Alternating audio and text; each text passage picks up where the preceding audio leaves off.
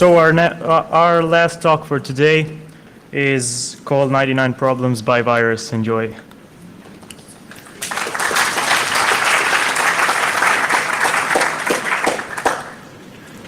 Okay, so this talk is, for my job, I'm a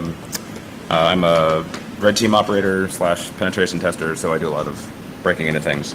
But the way that I get paid to break into things is usually a little different than your standard pen test. Your standard engagement is going to be, looking for vulnerabilities or analyzing software and looking for flaws and things like that. And a lot of the stuff that I get paid to do is basically simulated espionage. So it's a lot less running Nessus and a lot more fishing my way into a power company and staying in a network for 2 months and trying to figure out how to turn something off or how to make financial decisions as the CEO, because I can figure out weaknesses within his family. Like I know where his daughter goes to school. I know that his wife is cheating. Like these kind of things. These are to get to that ability. So it's very similar to the things that actual spy actors do, and as such, the software has to be the same. And I've got to roll my own. And since I'm not the NSA with a room full of people that I can pay to do my bidding, I have to write my own. So this talk is basically about just the technical flaws involved in writing that software and how a lot of it, especially when you try to make it multi-platform or more widespread, or actually use it to perform intelligence gathering tasks as opposed to, ooh, looky, I got a shell, is actually demonstrably more difficult and more involved than just leveraging an exploit. So disclaimer, we're talking about technical techniques here. We're not talking about the moral implication of using them. You are responsible for what you do, not me. I'm just talking about tech, right? If you choose to use it to do something shady, that is not my fault. I'm going to point at you and laugh. So rule number one, the job of spyware is to spy. There seems to be this disconnect in like the informal hacking community that gets really excited about, ooh, I got a shell. All right, great. Like shells are fun, but shells are ways to do things. They're methods of influence, methods of gathering information. Like I used to work with a guy, Chris Gates. He had a famous saying: "Root is only the beginning." Right. So the goal is simple in terms of any of this activity, any of this kind of espionage type of stuff. Get as much data as you possibly can without being caught, because pretty much as soon as your target knows that you're listening, your op is basically blown.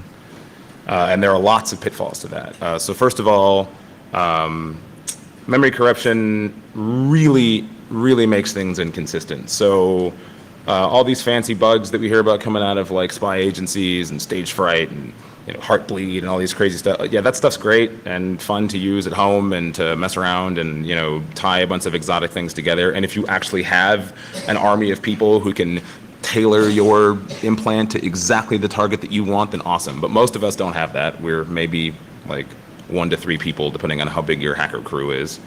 And things like memory corruption are frankly dangerous because usually they break in the wild. It's always safer to just log in and use a password. Disk writes are to be avoided at all costs because that's how AV and everything else that catches you works. They all look for writes to disk, so avoid them if possible. Anything that triggers an event, so if you're going after a large organization, things like loggers or syscall dumps, if they have external event systems, if they have backups, and sometimes the backups are hashed, and if the hash changes, that'll trigger an event. Anything that alerts a monitoring party that a change has happened is something to be avoided. This also includes things like network volume and CPU load. If your phone suddenly starts eating all the battery, you notice, right? If suddenly, I mean, how many people have, everybody in this room, I'm assuming, has used a torrent before, right? Well, all of you know when you stop downloading and you start seeding, right? Because you're on Netflix and you're like, fuck, it doesn't work. And then you go, oh yeah, I was downloading that thing. Yeah. Visible changes to the UI, obviously don't hide malware on the desktop for the most part. I have done it and watch it work. People are silly. Reverse engineering is an ever-present threat. Anything you do online, somebody somewhere at some point in time is going to find it, and they're going to reverse it if it's any good. If they don't reverse it, it's probably because it was boring, right? And this isn't just digital systems, this is in general. Like everything we know about spying, we know because on a long enough timeline, the survival rate of anything goes to 0, and that includes intelligence tactics, right? I mean, if you really want to know about what your spy agency next door is doing to you right now, go read a history book. Guarantee you they're using the same tactics, it's only slightly different technology. So TLDR, once your target suspects your existence, you lose. Your op is blown. At that point, they're looking for you, and you're playing a very different game of cat and mouse. So, like I said, rule number 1, steal as many things as you can. More data is always better. Whatever your goal is from your simulated espionage or, insert plausible deniability message here, you're doing science, right? I mean, you're doing data categorization, you're doing association, you're doing analysis. These are all forms of science. Science needs data. The more data you have, the more science you can do. Very simple. That being said, data science is hard. It's hard to figure out if, I'm trying to think of a plausible example. If you want to, let's say, get physical access to a company, any company, well, the first thing that it's probably easier to do is to figure out, before you figure out how to blend in or badging access or any of that, you want to know, for example, what entrance do they use? Well, that's probably marked in an employee manual somewhere, and that means you have to get it. So you may be stuck going through a company wiki, depending on the size of the company, that is terabytes of data, and some of it's old, some of it's been overwritten, some of it's incomplete, and they're human, so they all know, oh yeah, we don't use that one, we use this other one, or that's old, we use this other data, or this is the documented version that you need to go look up, and this is the way that we trade it. Doing that type of analysis is hard, and you, as a person without a team of people to do that analysis, it's very important that when building your tooling, that you tool towards that, because it's going to be very difficult. Automation is king, and hacker tools do not automate. Like the thing that led me down the path to writing some of the stuff that led to this talk is entirely because of the failure of other tools under scale. How many in here have ever used Metasploit before? All right, what's the maximum number of shells you've ever sent through Metasploit at one time? More than 5? Anybody? More than 10? More than 100? Yeah. Depending on the most I've ever gotten through a single instance is somewhere around 300, and that was on a machine with almost a terabyte of RAM. And I got to maybe like the bottom 10% of that for about 20 minutes, and then the whole thing shot to bed. Tooling is hard. Taking that to its logical conclusion, scale is hard. Running 200 shells through a single interpreter instance is one thing. Having a database that can hold all the data is another. Having a load balancer that doesn't crap out or doesn't advertise your presence, being able to move through burnable IP addresses without sacrificing your volume. These are all things you have to think about in terms of scale. And unlike a classical, Docker wielding web app admin, when your IP gets caught, you have to pick up and move it. You can't just stick stuff in front of it. You can't just go pay more money and buy more space. You basically have to do all the work of a typical DevOps engineer and all the mobility of a technical spycrafter as one person. Multi-platform is required, so required, because I guarantee you in the wild, yeah, I know, right? I like that slide. I'm very politically incorrect, in case that wasn't clear. Fuck your safe space. I teach. You don't like it, leave.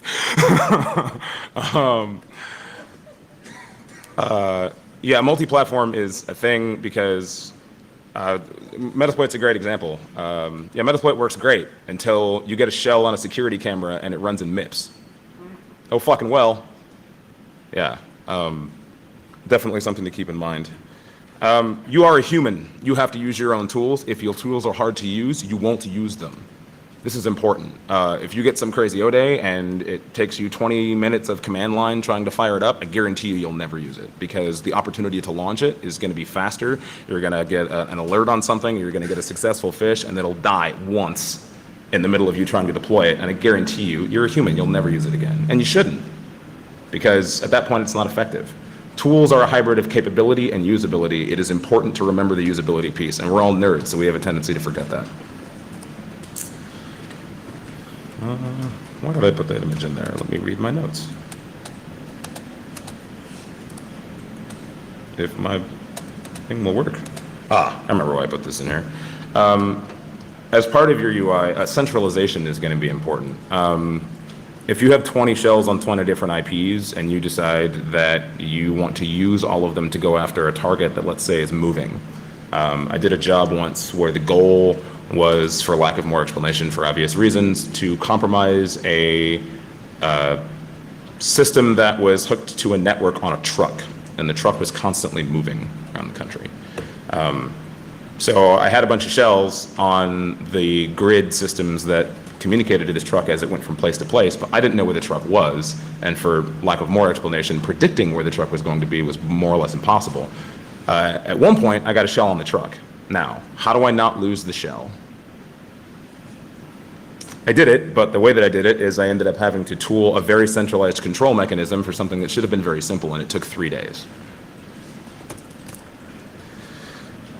So now the rest of this talk is mostly just going to talk about tactics for achieving all those things. At the end, I have a sample kind of spyware piece that I've been using on some recent engagements, and I have one engagement that's using it currently, and it's still under development. So I'm going to ask that the recording not record that portion, but I will show it to everyone in the room, at least in pieces. But the code will not be public for a while. I might drop it in a few months, but there's nothing really secret in it. It doesn't use any vulnerabilities or exploits or anything, and actually most of the code is frankly borrowed from Stack Overflow.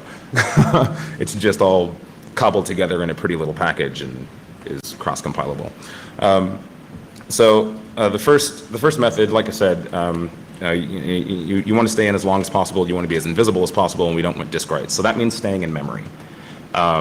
Persistence is key, and persistence without disk writes means in-memory persistence. So probably the best documented way to do that, for sans a lot of other explanation, is probably shared object injection.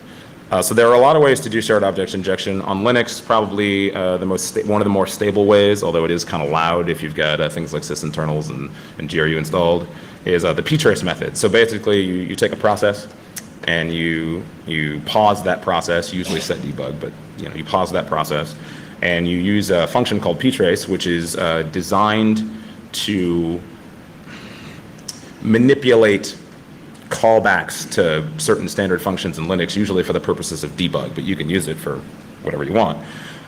So one of the things you can do is you take the pointer, you find the exception function, the thing that is supposed to, oh my God, something broke, and it calls an exception.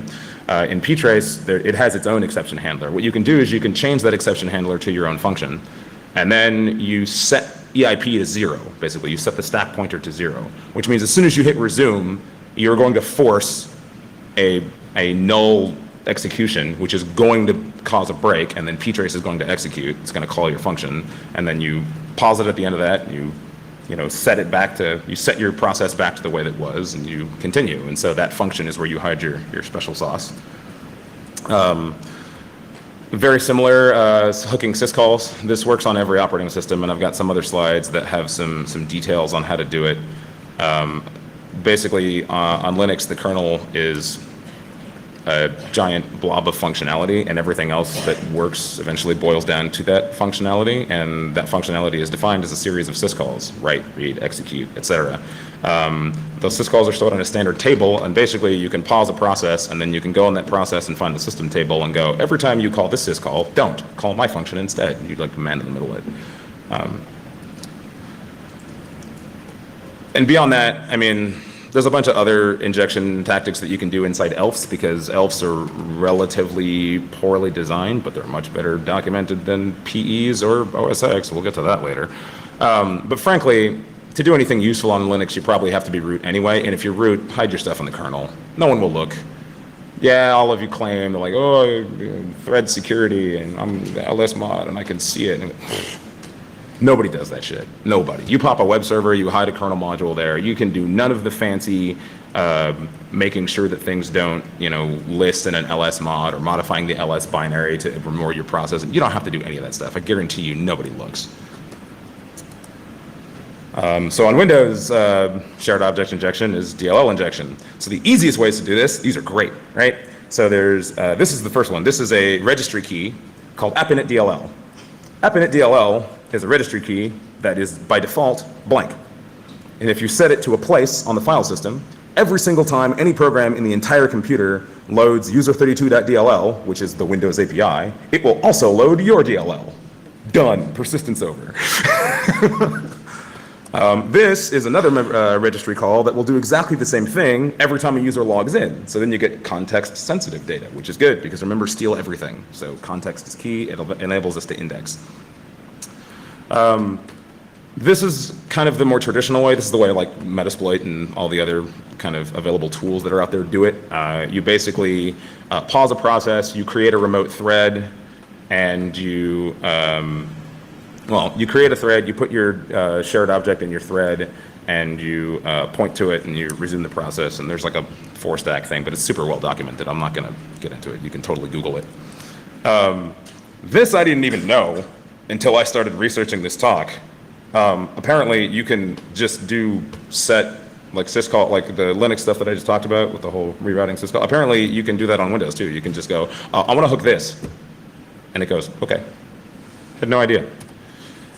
Set thread context is a little more exotic, but it's kind of fun. It's a little older. It was more popular in like the 98 days because you didn't have some of the, well, let's just say the stack changed.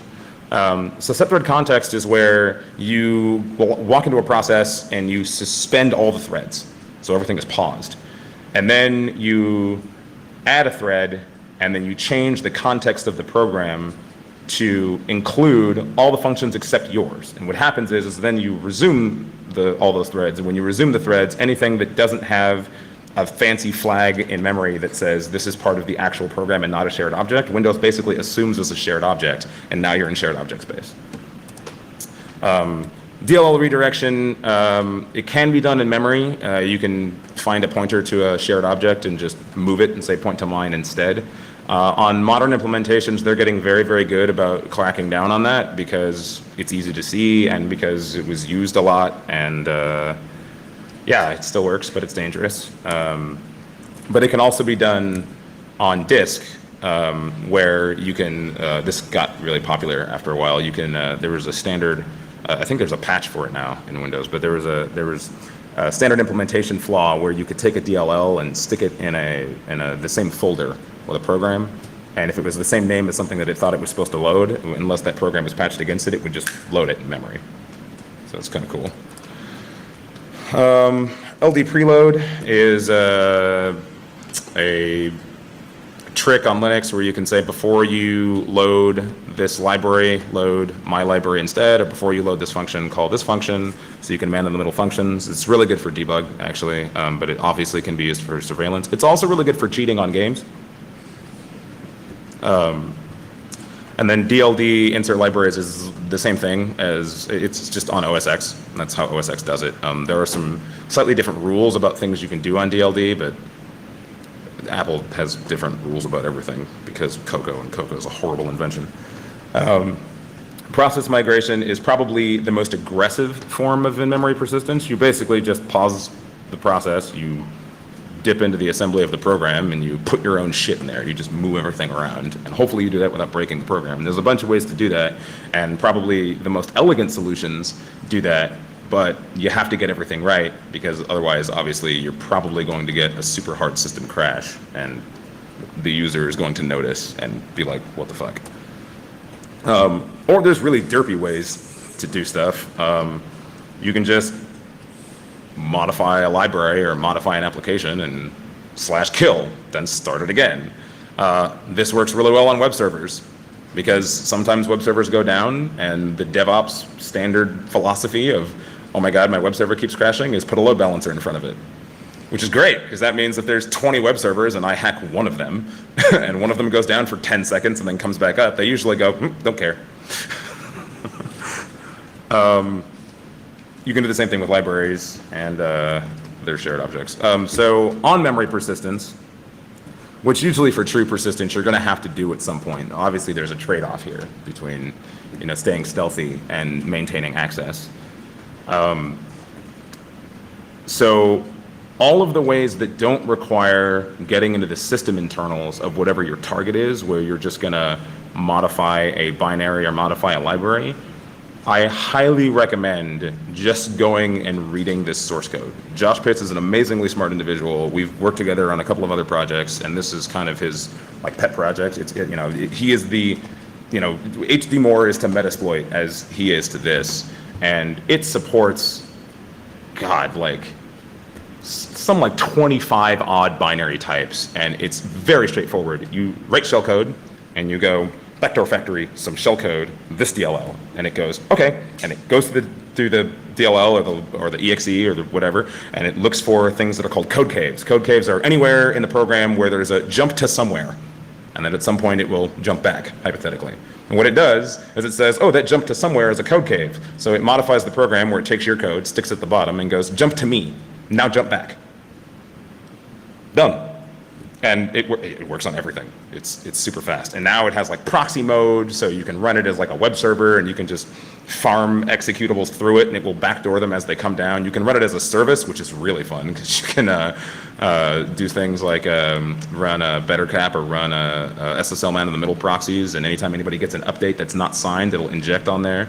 It also has a bunch of stuff on the Windows side for auto-reading DEP protected systems, so you can tell it, here's a folder full of DLLs, find me one that's not dept and inject into there. And then I'll go, all right, let me take care of that. There's also a lot of more visible ways that you can do stuff. You can install a Windows service, which I don't know why every AV in the world doesn't catch installed services. I mean, most of them do if you're really stupid about it and you're using a garden variety, either black hat payload you've picked up off the Onion, or you're using Metasploit. But honestly, you tweak a binary just a little bit, you install a Windows service from a command shell, and it doesn't even blip. I don't know why that still works, but it totally does. Cron, obviously, I hope most of you know what cron is. It's the clock in Linux. You can add a cron job. Launch HD is basically cron on OS X. It's cool. And then I already talked about DLL redirection, how it can be done on disk. It can also be done in memory. It can also be done by patching registry values to point to different DLLs. There's all kinds of capabilities. You can also be really lame, and this is pretty much the way every pen tester gets into every system right now in the white hat, gray hat context. This should not work. This is go look in this folder. Oh gee, leak.exe is there. Why is it there? Turns out nobody looks. This stuff totally works.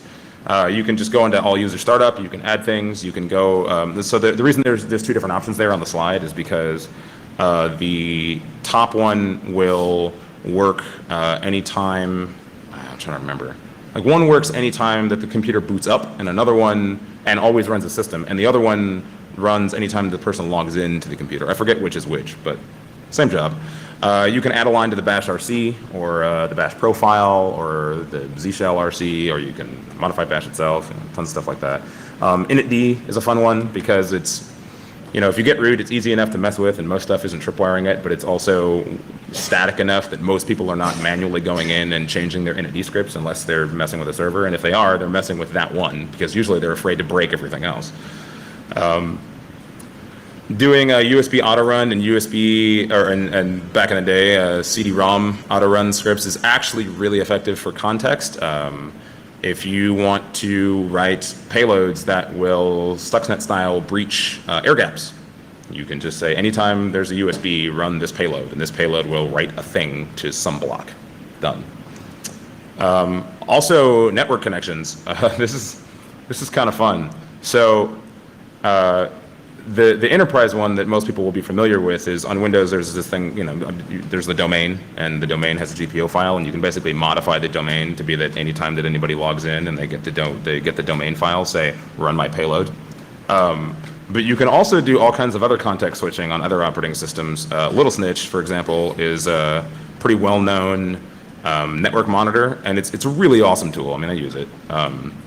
It looks at all the traffic going in and out of your computer, and it lets you build completely customizable profiles, as well as some base user interactions for any time that it detects certain types of traffic. Anytime, and you can get down to like the packet layer, where anytime you see a traffic that looks like this, or anytime that you see this process send more than this many packets within this amount of time, and you can get really detailed and lock down your machine with it, which is awesome. It also means you can add a rule that says, anytime you see this traffic, run this ODay.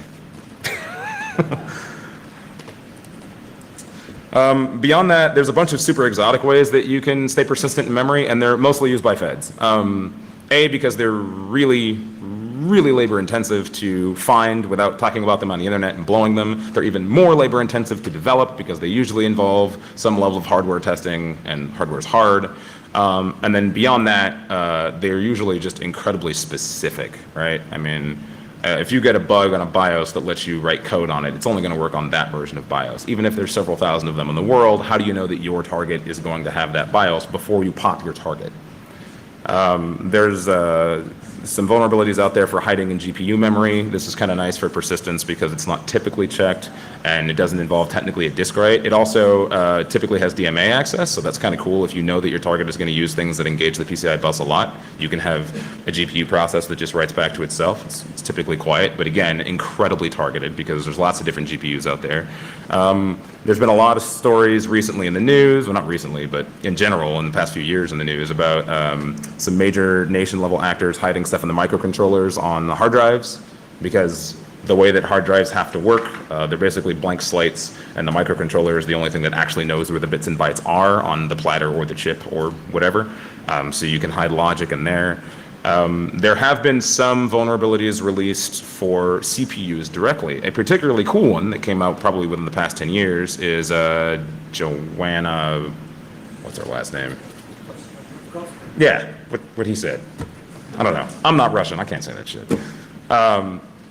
She had a bug that she dropped at, I think it was Kansas West first, where the L2, the layer 2 cache of a particular type of Xeon processor had a flaw, and she figured out how to exploit the firmware on the x86 chip and then write permanent code to the L2 cache. So the malware was in the CPU. So you could rip out the hard drive, rip out the video card, take all the peripherals off, and even swap the motherboard out and take that chip and put it back in another thing, and your malware is still there. So it's pretty rad. Funny story, there's actually a company based on that exploit. They wrote a hypervisor verifier, and they install it to the chip using the exploit. It's kind of fun. The master boot record, it's very visible. Every AV tends to check it, but if you can get root enough to the system that you're doing exploits like these, that's probably the most accessible thing to like us regular humans on this slide, because it's pretty easy to just turn AV off and then write to the MBR. A lot of times there's hashing involved in that, but now with some of the UEFI bugs that are coming out and the way that the UEFI interacts with the master boot record, it's actually getting easier to do that because it's getting harder to hash them. I've used some MBR stuff in the past, and it tends to be relatively easy to massage in order to get access. So once you're in and you have all these listeners in place, you need to get data, right? So, data mining. The best way to data mine a client first is the browser, because humans pretty much live in their browsers. With your browser, I basically have a seismograph for your life. I know when you eat. I probably know what you eat because you look it up on new places. Where are you going? Are you going to Yelp? Are you going to Facebook and talking about it to friends? I know who you eat with. I know when you sleep because the activity is low. I know what porn you like. I know when you watch your porn. I know how long you watch each video. I know what news you read. I can change the news you read. So if I want to start doing psychological things, or I want you to be very depressed for a certain amount of time because it makes you unable to do a certain task, if I want to keep you up all night, right, I can steal your Facebook password and then pretend to be your friend and tell you I'm really thinking about committing suicide, and I can have a 2-hour conversation with you, which makes you tired at work, which is a real good time for me to launch whatever bug I want if you're an admin. Like all the really horrible, dastardly, movie-level, insanity-level human intelligence shit that you see people do or that we hear about people doing in meat space is all, the browser is the way to do it to people over the internet. Anything I can see, I can replace, and I can influence what you consume. Obviously, the logical escalation from the browser is social media, right? Social media is the key to everything. I can honeypot you. I can change your travel dates, make you miss flights, add flights that aren't there. I can take banking information and make purchases or donations to organizations known by third-party governments as supporting terror, and then I can leverage that as extortion and say, do what I want, or I will report you to the FBI or Mossad. I can, Anonymous has been known for using it to put child porn on recordable accounts, and then, ransoming people. It's the logical conclusion and escalation of everything we talked about with browser stuff. Video and cameras. So video and cameras are nice. One notable thing you can use them for is making false IDs as other people. This works really well for me on clients when I need to make a badge, because I can pop a laptop and then take a cam shot when they're not looking, and even if they kind of think it's weird because the light turned on, they only get it once, and now I've got a badge as that person with their picture on it, and I can tweak it. It works pretty well. But usually I find that audio is way more important than video.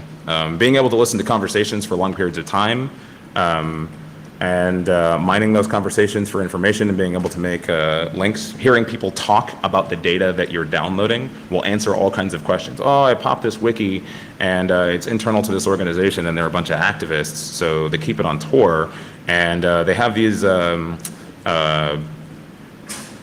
policies and procedures on how they talk to each other, but how do I know if they really follow these procedures or if they're just kind of lazy about it and this is the way they documented it? Well, if I hot mic somebody's phone and I hear them talking about that wiki, now I know, oh yeah, they actually do this part, they don't really do that part, etc. I didn't actually finish this slide. It was supposed to be a slide about metadata. I don't really think I need to go into it. I mean, there's enough stuff in the media. I think we all know how GPS locations and when you say whatever you say can be correlated into scary, and obviously more access, right? SSH keys, VPN keys, SSL keys. I can keylog stuff. My favorite way to keylog is I love that everybody loves password managers now, because the internet just figured out that having shitty passwords is shitty, and all of them have password managers now. Password managers that are encrypted are great. Yeah. You know what password managers are? They're programs. You know what I just spent 30 slides explaining? How to backdoor programs. My favorite is, so I put this program and it's a keylogger and it only runs for 10 seconds. And I stuck it in your LastPass. And then I waited for you to log into, anything. And you type in the password to your LastPass, and then I download the LastPass database. Sweet, now I have everything. It's all in one place. So getting the data, great. Now we have a whole bunch of data, volumes and volumes of data. Processing it is no easy task, because we are not armies of PhDs, and if we had them, that is a difficult problem. That's a problem so difficult that that's what most of our governments are spending all their money right now. There's a quote from Robin Williams from one of his stand-ups where he's pretending to be different nationalities and telling all these jokes. And so at one point he's telling jokes about Russians and, being in the Russian government. And he's talking about nuclear bombs. He goes, Russia, we have many bombs. We don't know where they all are, but we have many of them, right? Well, replace bombs with data and you basically have every modern intelligence agency. Oh my God, they're building these giant hard drives. No, those are giant processors. They've had hard drives for years. They have all this data. Sifting it is fucking hard. So I've actually had to kind of delve into this space because I've been on some engagements recently where I've had this problem where it's oh man, I have all this data And I know that, there's stuff that I want in there, and I don't really know where it is. And there's terabytes of it. It's all different file formats. Some of it's Word documents, some of it's old Word documents, so I can't just unzip them and browse them as XML, because that's what the new Word documents are. Videos, pictures, password data, random text files written by humans that make no sense. It's very difficult to automate. One of the ways I've had some luck is there's a search program by Apache called Solar. And it's very, very, very well documented. It's a massive project. It was, it became the de facto open source solution to building your own search engine. But you can run it on local data sets. It can be kind of a pain in the ass to set up, but once you set it up, there are some great parsers for it. One of them is, I think, Lucinaire, or Lucine, I think is how you pronounce it. And yeah, there's some tiny little front ends. One of them, I can't remember the name of it, but it's entirely in HTML5. And you can just set up a NAS or a Drobo and throw a whole bunch of data in there and then index it with Solr, and then you've got a search window. And you can just type passwords. Or, if you get a name out of there, you can type, Jeremy, and a bunch of data comes up. It's kind of useful. If you are not doing things you're worried about large organizations hearing, if you're not worried about crime, you're on an engagement or something like that, Slack is actually really awesome for a logging tool. So I recently did an engagement where I was sitting with 3 people, and we're popping a relatively large organization, and this is our chat. And it was awesome because anytime we'd get anything, I could just drag and drop my file into Slack, and I would have a time index of when I had it. I'd have a comment field to talk about how I got it. I'd have reference to conversation in and around the object. And I'd get metadata around the object in terms of size and type. And then later on, when the engagement was over and I wanted to put these things in the report, I've got search throughout the entire Slack channel. So I can go search for stuff and get the conversation around the object and the actual file, all in time delineated orbit. And then when I'm done, I just nuke the channel. It's actually pretty useful. Also, there's an API for Slack. So one of the things I don't know if I'm going to show that part yet, because there's a thing in it. I don't know if I'm going to show that part yet. But the implant I'm going to show you after we turn the cameras off, when I show you the catcher, which is just a HTTP server, just keep this in mind for later. I also made it talk back to Slack. Super useful. talking, and then a bunch of shells call back. Hey, let's play with the shells. An alternative to Solr is Orange. Orange is basically just a local open source, well, actually I don't know if they're open source. I think they're not open source. Anyway, they're freely available. Project is basically do the same thing. A bunch of file parsers, goes through them, adds an indexable format. If you have all the money in the world, Tableau is pretty much like Silicon Valley's solution to data indexing these days. That obviously requires much more tooling because everything is going down to one browsable data format, which is CSV. But that's kind of the point, right? Once you have universal indexing, then you have universal searching and access and context, and you can apply all the data science you want. And if you really just don't care about anybody else reading your data, or if you figure out how to anonymize it without getting caught, yeah. I can see all the academics giggling in the room. Or, of course, good old-fashioned regular Linux tools. It's really sad how many calls I get in the middle of the day from pretty accomplished testers who are like, hey, I got this password dump, but it's in this format, and I can't get it into John. I'm like, learn to grep. Can you do it for me? All right, fine. Learn your basics. So we'll get to the demo, and I'm certainly going to take questions before we do that, so that way those get recorded and so that the streamers have access to it. But basically, in conclusion, your targets are humans. So don't study machines entirely, study humans. Those are your targets. Don't reinvent the wheel, because tools exist out there. Figure out how to leverage them, because you will save time. Practice, practice, practice. Dev is not easy for a reason. And when you're deving for black hat tools, you're basically doing 2 jobs, so you should prepare for it. And if possible, in whatever your endeavor is, if you can involve either multiple endpoints or more specifically multiple people, more brains are better than one. So multiplayer when you can. Questions? Not even done yet. I just asked the question.